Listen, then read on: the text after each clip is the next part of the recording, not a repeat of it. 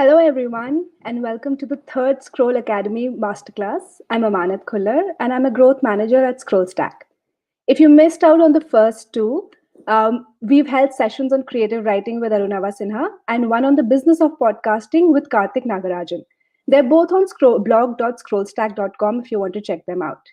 Today, we have a very special guest with us who is a member of the ScrollStack team, Kevin Delaney, who is joining us from Brooklyn, New York, will be leading today's masterclass.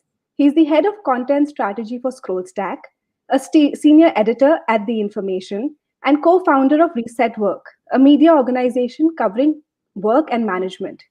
He was previously a senior editor for the New York Times, where he created the award-winning America We Need project and the managing editor of Wall Street Journal. Kevin co-founded Quartz and served as co-CEO and editor-in-chief. Welcome, Kevin. Hi, Amanat. Thank you very much. Hey, thanks for joining us today. So today, Kevin will tell us about business writing for a global audience. And after the masterclass, we'll have a Q&A with Kevin. So please post your questions in the comment section of the platform you're streaming this on, and we'll get them answered. Over to you, Kevin. Great. Hi, everybody. Thank you for joining us for this ScrollStack Masterclass. It's great to connect with you all, and I really hope that you have questions that we can go through. I'm going to start by, let's see, there we go. So here's who I am. As Amanat said, I'm part of the Scroll team from New York. I'm working on content strategy with the team there and doing a few other things. Some of you may know Quartz India, and that is, that's an organization I've worked with for many years. Today, I want to talk about how to write about business for a global audience. Is something I've been doing for close to 30 years. I was at the Wall Street Journal for a long time, and this is an example of some of the journalism that I did at the Wall Street Journal. That's me in my younger, more pixelated days. So I was a Wall Street Journal reporter in Paris and in San Francisco and an editor in New York. And I wrote about business and technology, including internet companies. Then, as I mentioned, I went on to start Quartz. Here you can see the Quartz team at the NASDAQ site ringing the closing bell to celebrate one of the anniversaries of Quartz. If you look very closely, I'm there in the center with Jay Loff, who is my partner, and behind Bobby Ghosh, who some of you may know from his journalism in India as well. So today we want to focus on three different things. The first one, way into the topic, the first one is how to choose topics that readers will be interested in. The second one is how to present the material so they discover it and they engage with it. And the third one is to briefly mention some of the topics that might be of interest for readers right now, things that they might be interested in reading your writing about. And so we'll dive into that as well. So going into the first topic, how to choose what readers will be interested in. There are a few basic rules that I think serve you really well when you're thinking about what you might actually want to write about. So the first thing that I think is really powerful is if you can find topics that are at the intersection of interesting and important, is one way to put it. So these are topics that actually matter to people, but you're not writing about them in a very dry way. This is an example of a story from Quartz that I thought was a great example of this. And the basic story is that on Quora, on the question answering site, there was someone who was considering a job at a few different tech companies, and one of them was Zenefits, and he asked on this forum on Quora, where should I take this job? It turns out that the CEO of Zenefits was actually on this job board, and he wrote in what you might be able to see here. He said, definitely not Zenefits, and we're revoking the questioner's offer to work at Zenefits. The CEO of Zenefits didn't actually like the way that the person asked this question. So this was a fairly mundane interaction between the two of them, but it actually was a kind of dramatic thing. The guy had his job offer taken away because he didn't ask a question in a way that the CEO of the company liked online, where he had no idea that the CEO of the company was there. But it also ties into a broader issue. It's an important issue because it speaks to the interactions around work and around jobs that are outside of the traditional job interview and the traditional process that people are used to. And so this is an example of something that's interesting, which is someone losing a job offer, but also important, which is the trends in how people actually get jobs right now. So I think, as you're thinking about what you want to write about, you may have an idea for a topic. So it might be a very high-level topic. You might want to write about finance or interest rates or something like that. And the key to actually getting readers is to figure out ways into the topic that are particularly interesting. Another way to think about it is to think about the things that people want to talk about and share. So the most effective things to write about are the ones where, if you think where you might be meeting a friend for coffee or a drink, and this is in pre-pandemic or post-pandemic times, you might meet them and you say, "Oh, I just read this thing. There's this incredible thing," and it's something that is so interesting that you feel compelled to actually tell people about it. So this is something when you're looking for things to write about. One of the helpful rules is to ask yourself, is this something that someone will tell a friend about when they read about it? And how do I make sure that I present it in a way that the thing that they might tell their friend about is very obvious and straightforward for them? So the example that I have on the screen is another example from Quartz, where there was a lawsuit around ebooks where Steve Jobs and were, as part of the lawsuit, some emails that Steve Jobs had written were made public. And these emails were between Steve Jobs and Rupert Murdoch. And what's fascinating about these emails is that as you read them, they're emails related to negotiation over pricing for ebooks. And you can see Steve Jobs actually win a negotiation with Rupert Murdoch in the course of these emails. And so these are publicly available. Anybody could write about them. You might stumble upon them and decide yourself to publish them. And so the headline of the article was meant to be very straightforward. These are the emails that show how to win a hard-nosed negotiation. And then that's something that someone might actually read and say, it's incredible. I read these emails between Steve Jobs and Rupert Murdoch. So that's another way to think about it. So moving on to the next part, to the middle point. This is about how to engage your reader. This post on the right is an example of a post that I put on that you can see at kevin.scrollstack.com.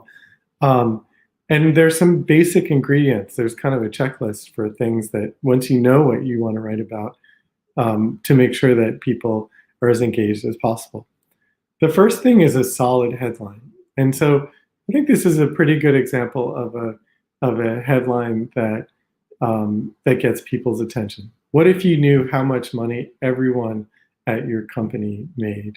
And I think that what you want to do in terms of coming up with a headline is to make it as clear as possible for readers what you're talking about and why it actually is interesting.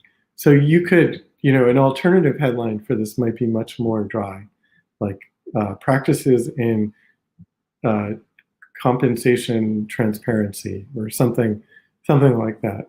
But you try and think about what people may react to and put that as your headline. The second thing is an image. ScrollStack has great options for feature images. And as you can see here, I used an image that's in the public domain. So this is an image from the US Library of Congress that's free to use because it's so old. And so even if you don't have your own photographs or illustrations, there are lots of really good examples. They're really good sources of public domain images. And my thinking about this is always to have fun with it and to, try and have the image itself be, when possible, be kind of a joke for the reader. So, if you look at this image, there's perhaps a joke about the idea that the people in the image might know what everyone at the company made. So that the image is a really powerful way to engage your reader. The next thing is accessible writing, and by this it's really really important to just write in a very straightforward way so that people can access this. We're talking about writing about business, which can be pretty complicated, and so it's really helpful to actually just state things really clearly. I usually find that you can actually cut the first 2 paragraphs of anything people write as a draft because they're sort of they're kind of getting warmed up, they're clearing their throat, they're getting going.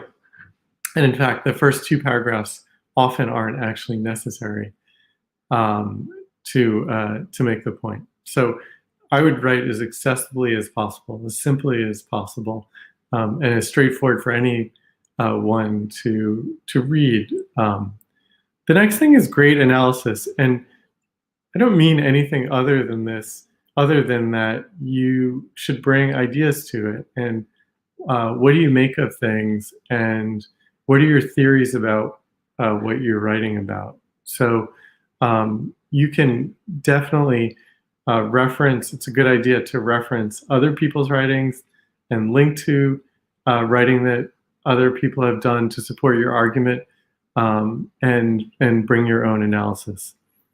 There are 2 last things in terms of formatting.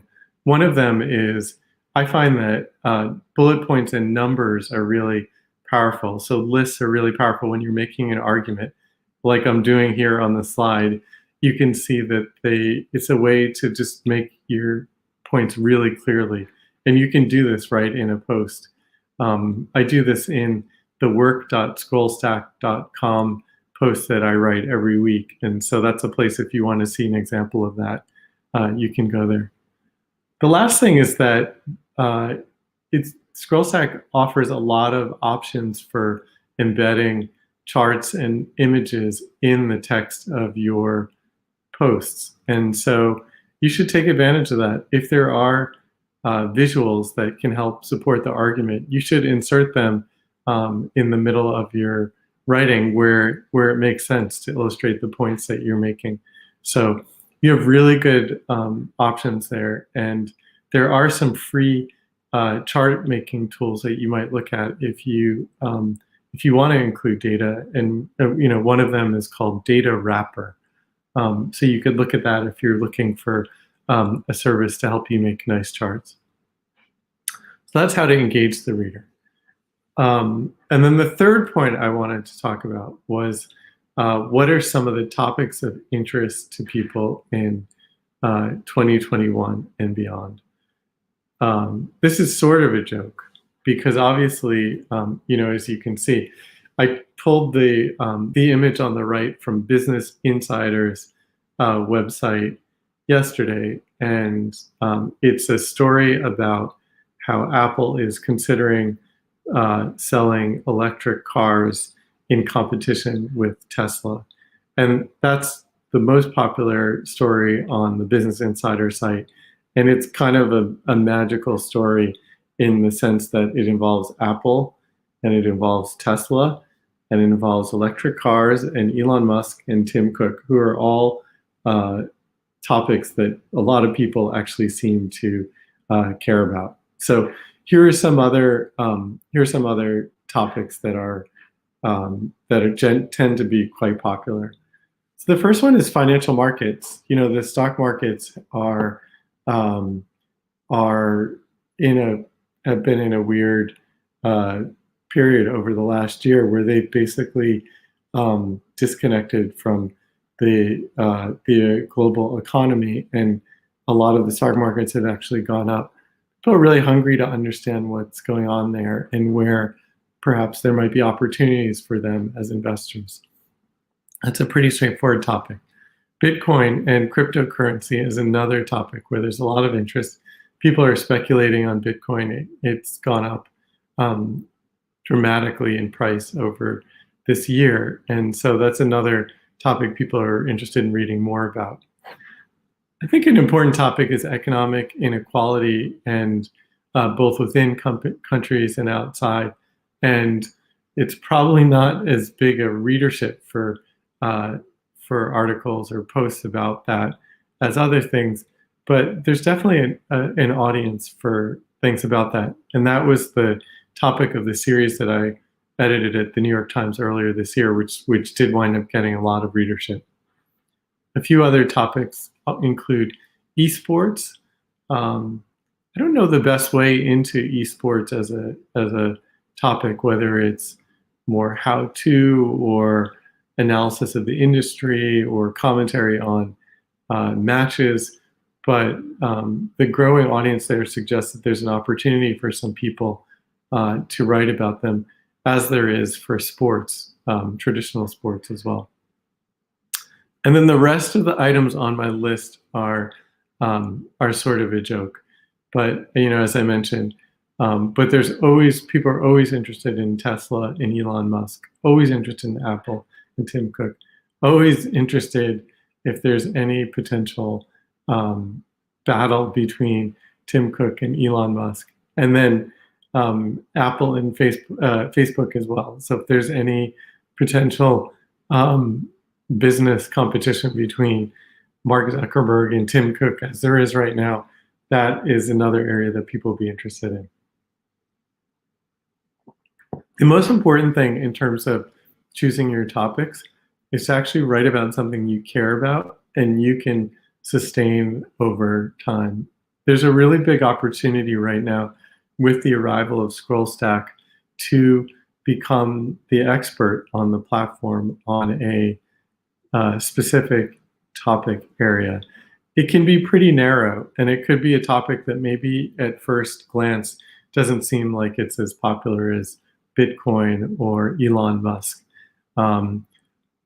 But if you can write about it and build a community of people who are really passionate about it, then there is a big opportunity for you to build a global audience around this topic.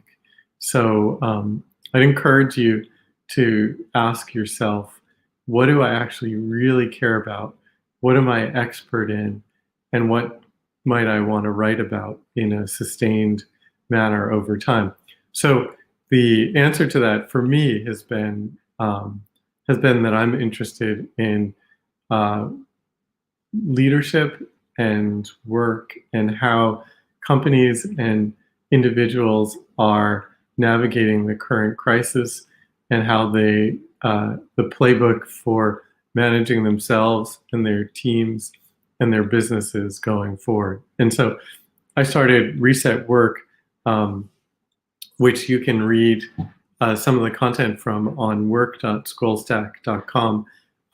And it's a topic that I care enough about that I'm building an expertise around and that I can sustain writing about over time. So with that, I'm going to ask you if you have any questions, and I'm here for a while to talk about anything that people want to discuss. Thanks for that, Kevin. That was really interesting. Before we jump into questions from our audience, and if anyone has any questions, please just post them in the comment section of the platform that you're streaming it on, and we'll have Kevin answer them. So you spoke about the importance of a solid headline and accessible writing, but could you mention some of the common mistakes to avoid, and also how to make sure that there's not a lot of jargon in your writing? Yeah.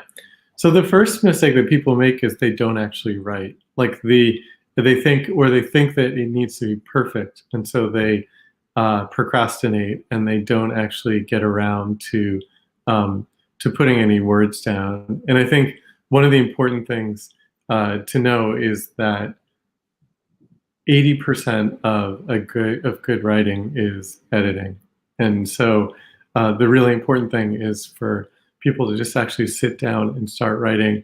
And then if you don't think it's good, walk away and then come back in a few hours and have another go at it. And that really is the most one of the most critical things. The second thing is something I mentioned a little bit earlier, which is that people, for some reason, they write the first few paragraphs of what they write generally are not essential to their argument.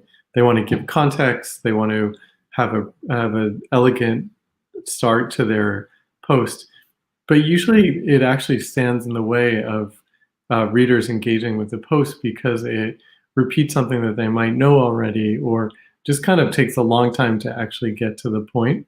And so that's another mistake that people make really commonly. In terms of jargon,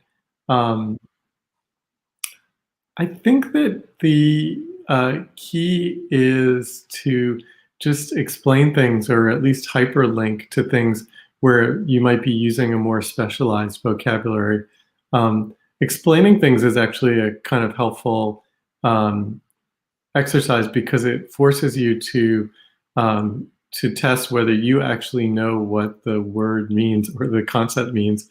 And that may sound silly, but the truth is we often just repeat words and concepts without actually knowing the very precise meaning of them. And so if you're going to use specialized vocabulary, which you sometimes have to do in business, including an explanation or a definition of what the word is along with it is a pretty helpful exercise.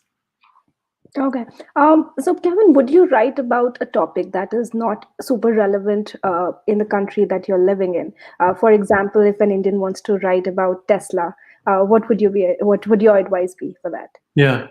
Well, I mean, there are a few different things. So one is that it should be clear that not everyone needs to write about Tesla. I just mentioned it as an example of a topic. So that there is a global readership for.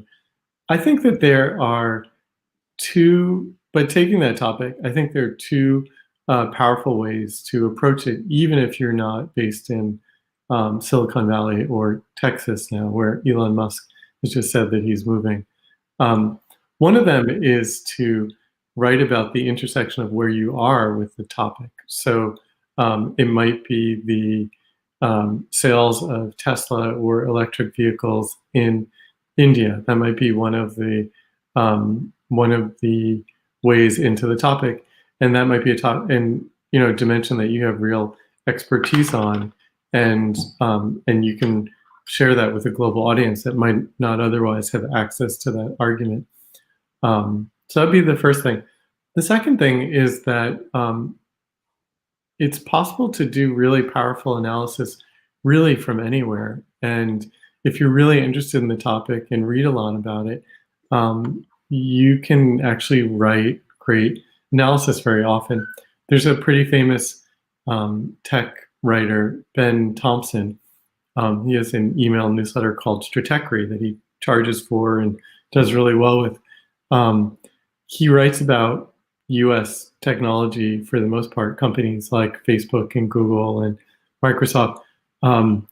But he is based in Taiwan, and he's able to do it from there just because he follows it really closely from where he sits, and he's a smart guy and has an interesting way of presenting his analysis. And so I don't know that most of his readers actually realize that Ben Thompson is in Taiwan. And so I believe that you can write about anything from anywhere if you're smart and you study the topic and you bring interesting analysis. Yeah, that's great advice. So one of our listeners, Jan Myers, has a question.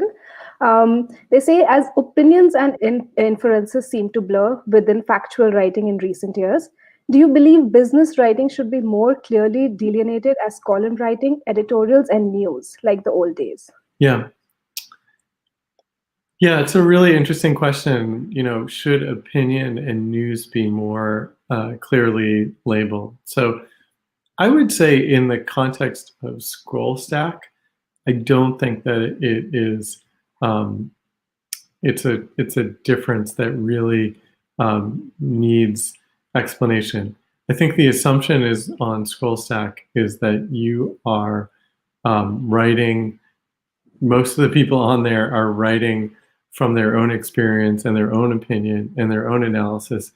And as a result, it's probably more likely to fall in a category that would traditionally be known as, opinion or commentary or analysis, as opposed to a news article that you might read somewhere else. So I think that there's probably not a need for labeling. I think your point is a really good one. The distinction between opinion and news is not always obvious. And so, in a an example from the newspaper that I used to work for, the New York Times, they have columnists who are part of the news section, and then they have columnists who write analysis, and then they have columnists who are part of the opinion section who actually break news. And so the line, even at an organization like the New York Times, the line is actually not always super clear. Like what is the distinction between the two? And so I guess for organizations like that, it's kind of a challenge. But the publisher of the Times, A.G. Sulzberger, in response to some of the concerns about opinion writers doing reporting, I always thought his response was smart. He said, "I'm concerned about opinion in our reporting. I'm less concerned about reporting in our opinion." And so that was his approach to things. Right. We have a question from one of our regular creators, Nitin Goyal, and he has a relevant question. He asked, in these times of dwindling attention spans, how can we control newsletter fatigue, both as a reader and as a creator? Yeah, I think it's a really, really good question, and thanks for joining, Nitin, today. I think, well, there are two things. So one is, the truth is that, as we're all writing, we're writing into an internet that has a lot of content. And so that, raises the bar for us to do some of the things that I mentioned earlier, to write things that are not just important, but actually write them in a way that's interesting, that people might actually want to share them with other people. I think the other thing is that there is to think about the lane that you are inhabiting, that you're writing about, and think about your audience there, and serve them really well, and ask yourself, do I have a unique perspective and approach to this? And if I do, then you should focus on that. And so it's just like there's endless things you can do on the internet. There's endless television shows that you could watch. There are endless movies that you could watch. And the real key to actually getting attention is to do great creative work and also know your audience and write for people who care about the topics you're writing about and come back to them again and again. I hope you found that helpful, Nitin. Thanks for joining us. We have another ScrollStack creator, Tapsi Kohli. She asks, what are some of the measures we can take to make the content EDI friendly?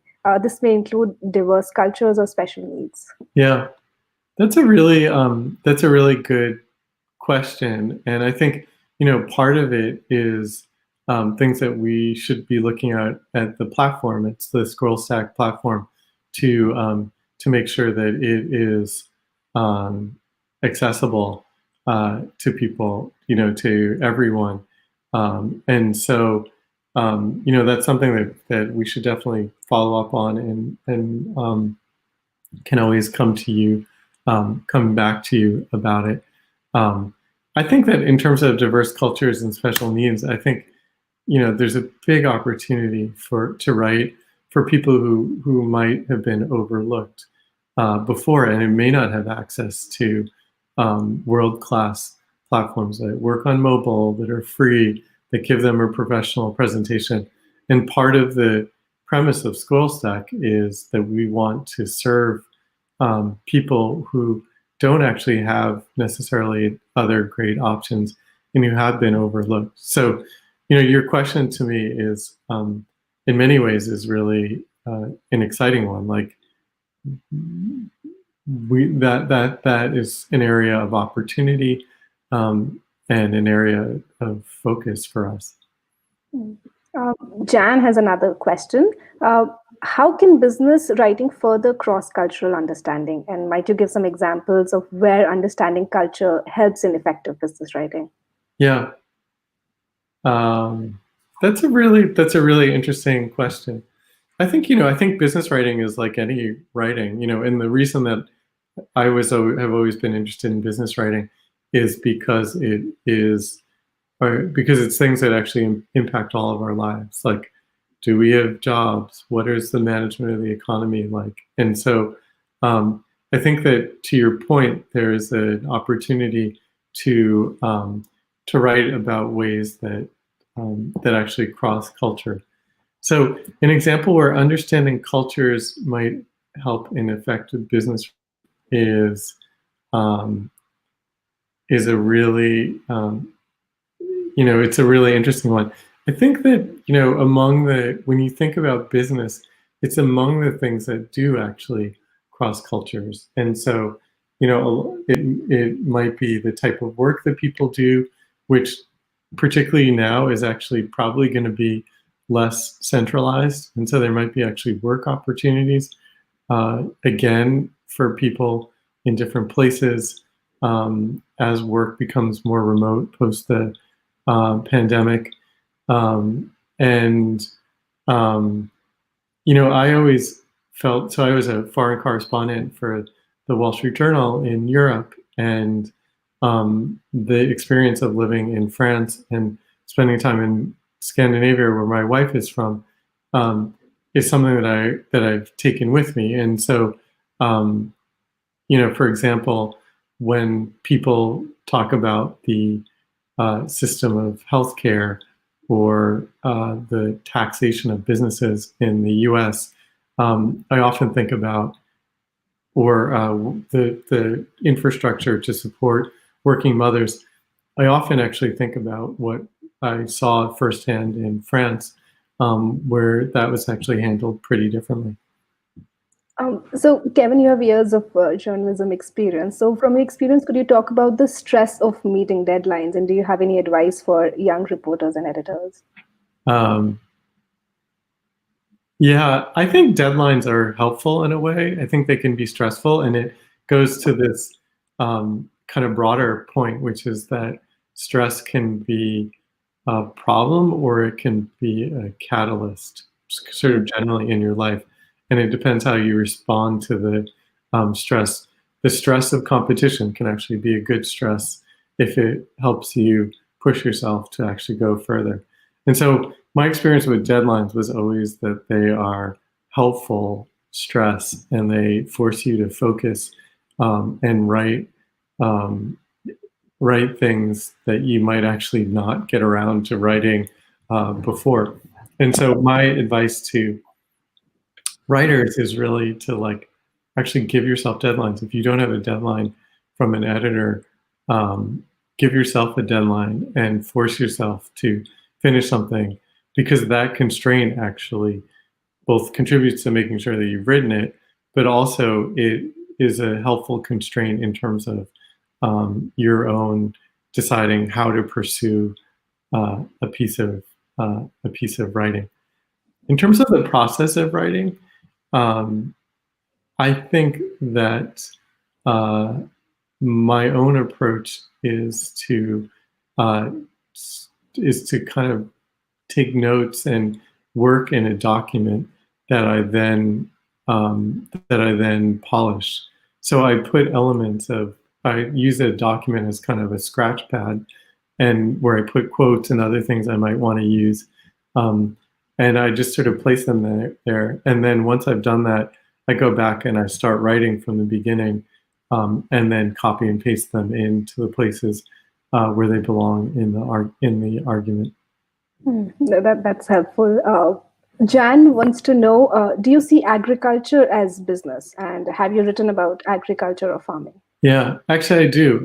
I think agriculture is a really important part of business, and it's an area of, obviously, of a lot of industrialization, and particularly now is an interesting area because of some of the technology that is being brought to food production. And I'm thinking of some of the laboratory sort of approaches to figuring out what artificial meat could be, and so I think that agriculture generally is business and is really important. Probably the most accessible way to write about it is through food. So to write about what trends are in food as in a way that actually ties to the business, to the business context. I was thinking of an article that we wrote years ago at Quartz, and the headline was something like, "Nobody drinks orange juice anymore." And it was based on data that showed that orange juice consumption had gone down, and as people were drinking more bottled water, basically. Bottled water was replacing soda and juices as things that people were drinking. Was that an agriculture story? It kind of was in the end, because it affected the orange production, but it was a way to write about it that was pretty accessible to pretty much any reader.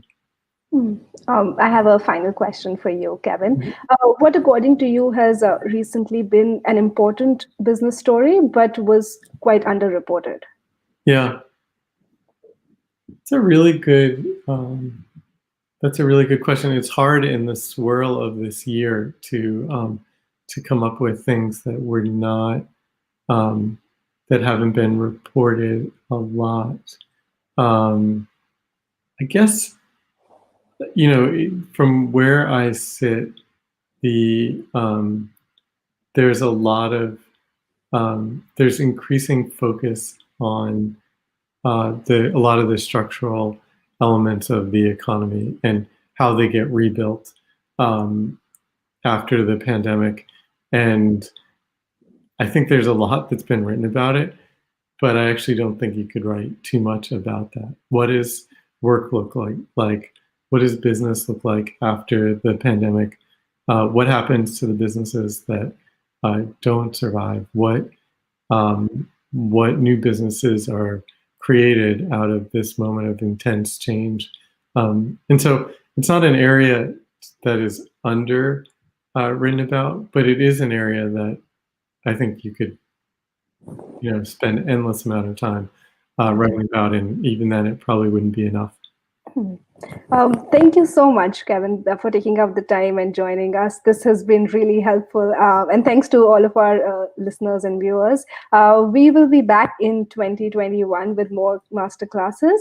And you can follow us on Twitter, Instagram, and Facebook to know more about our upcoming sessions. Thank you so much. Great. Thank you. Goodbye, everybody.